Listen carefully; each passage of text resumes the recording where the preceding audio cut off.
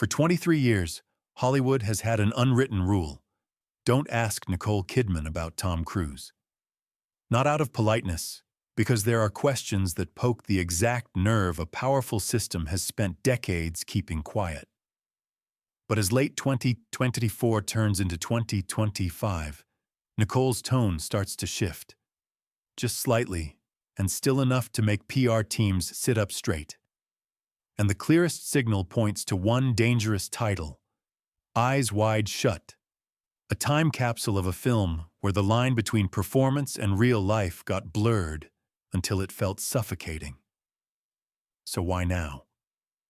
If silence used to be a fortress, what just expired that made the gate start to crack open?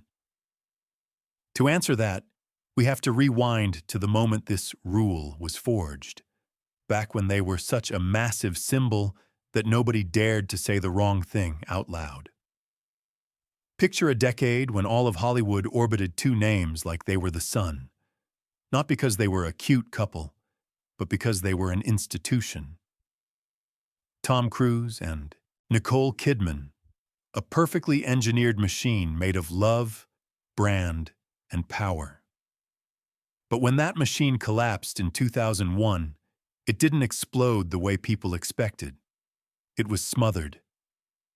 And what remained wasn't noise, but a cold vacuum so intense you could feel everyone trying to walk lightly, like one wrong step might shatter it.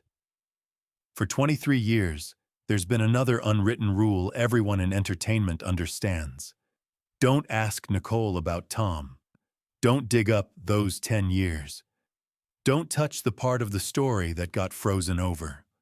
Nicole kept walking red carpets, giving acceptance speeches, making films, laughing, crying, building an entirely different life, while almost completely refusing to mention the man who used to be the center of it.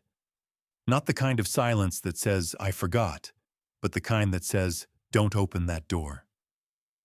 And if you've ever wondered how an A-list star can stay silent for that long, here's the unsettling possibility. Sometimes, silence isn't the absence of a story. Silence is the story. It's a fortress. It's how you survive when you understand you're standing in front of a system that can turn your words into a trap. But then, as late 2024 shifts into 2025, that fortress starts to crack. Not loudly, not with a grand "I'm telling everything" announcement. Just a subtle change in a few interviews that seemed harmless on the surface.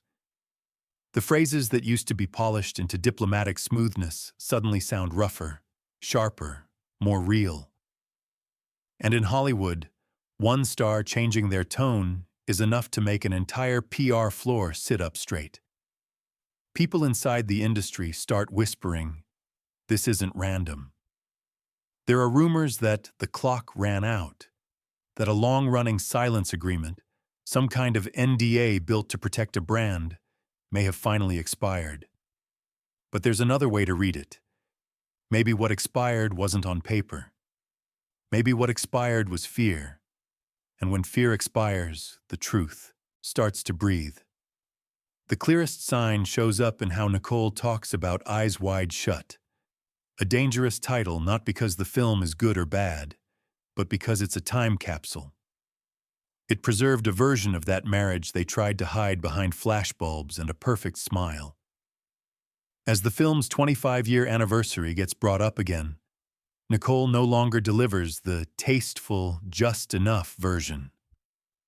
She admits that parts of that marriage, as she describes it, weren't just performed on screen, they were used as raw material. She talks about the boundary between fiction and real life being blurred so hard you can't tell whether you're acting or trapped inside a long, suffocating reality. And this is where you have to pause, because the real question isn't what did she say? The real question is, why now? Because context matters more than the wording. This shift lands during a period when Tom's image feels more fragile in the public eye. Not necessarily because of movies, but because the private gaps, the family-shaped silences, keep getting brought up more and more. When the control system weakens even slightly, the person who is forced to stay quiet starts to feel the door open. And Nicole, at an age where she doesn't need anyone's permission to exist, starts stepping back into the light with something she paid for with an entire decade, the right to tell her own story. But if you think this is just a Hollywood divorce being retold at the right time, you're missing the core of it. This isn't simply about two people falling out of love. This is about one woman colliding with a brand protection infrastructure so large, so sophisticated, it doesn't just protect a star. It protects an entire universe of power built around that star. And when you dig deeper, you can see how Nicole back then was boxed in by 3 cages stacked on top of each other. A belief system with its own rules and punishments. A film set that operated like a psychological experiment, and the shadow of an invincible public image that had to remain intact at all costs. Of those 3 cages, the one most often mentioned, and the most sensitive, is Scientology. I'll say this clearly for fairness and safety.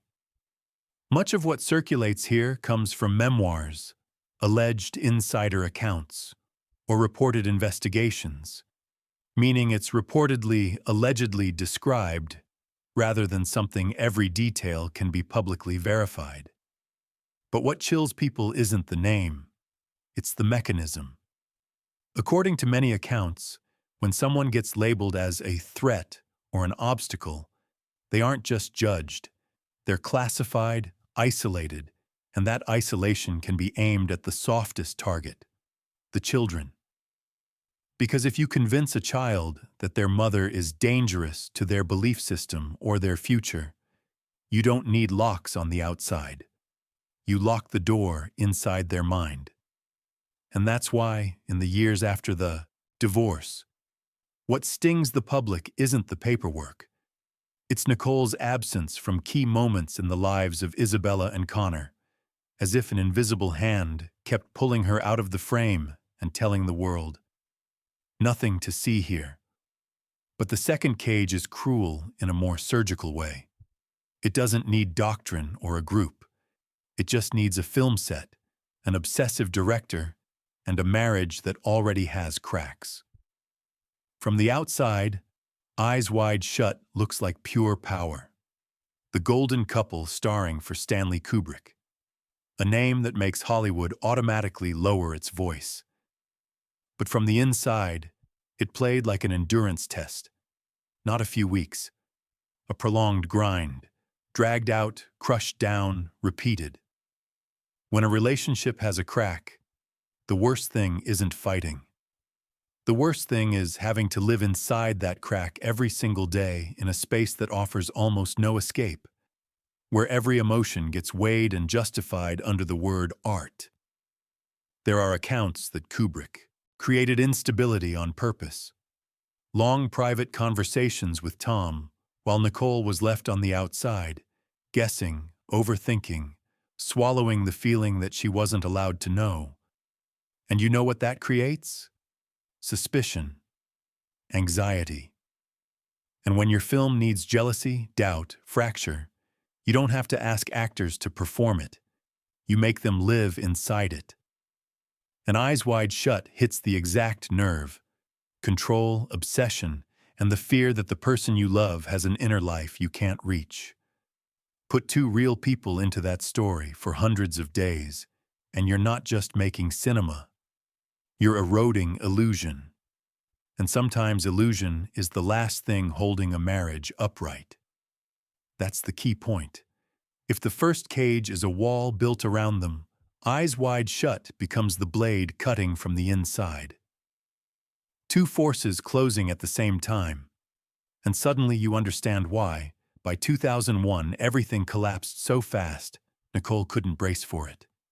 To feel how brutal that collapse was, rewind to one cold detail. Just 2 months after a vow renewal, Tom filed for divorce. On paper, it was irreconcilable differences. the phrase that can be stamped onto any breakup. But the feeling the story leaves behind is a trapdoor. And according to widely reported accounts, Nicole hit that trapdoor during a physically fragile period, recovering in silence, in days where simply standing up could make the world tilt. People call it a split, but what it sounds like is being cut out.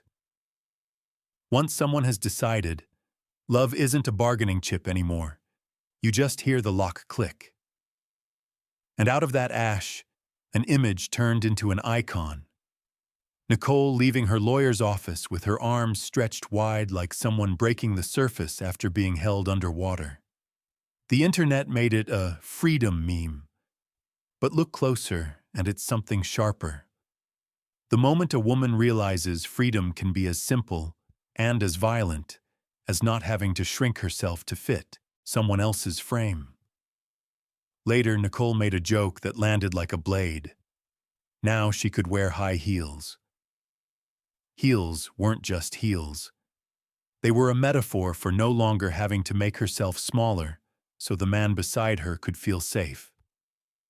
After the divorce, they moved into opposite orbits.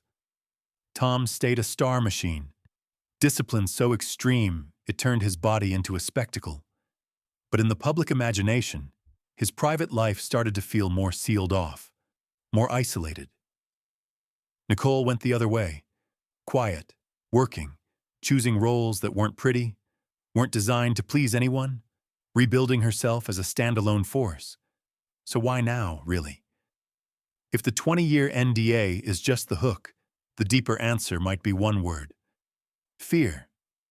There are seasons when you stay silent, not because you have nothing to say, but because you know the price of saying the wrong sentence at the wrong time. A powerful system doesn't need to threaten you every day. It only needs you to believe, I don't touch that. But time does something strange. It shifts power from the controller to the one who endured. When you're finally solid, when you don't need permission to exist, fear expires on its own. And that's when you can speak without shaking, tell the story without needing revenge. When Nicole talks again about eyes wide shut, about feeling used as material, she doesn't necessarily sound like she's trying to destroy Tom. She sounds like she's taking back ownership of her own memory. And in systems like this, the most dangerous thing isn't an accusation. The most dangerous thing is naming what happened correctly. You turn on the light, and once the light is on, the cage can't stay invisible. The ending is poetic and cold at the same time. They both won in their own way. One won through total control, power that never has to explain itself. The other won through freedom, never having to shrink to fit anyone ever again. And the final question isn't who was right or wrong, it's this: if you had to choose between power and freedom, which one would you pick? In this divorce, who do you think truly won? Drop your take in the comments.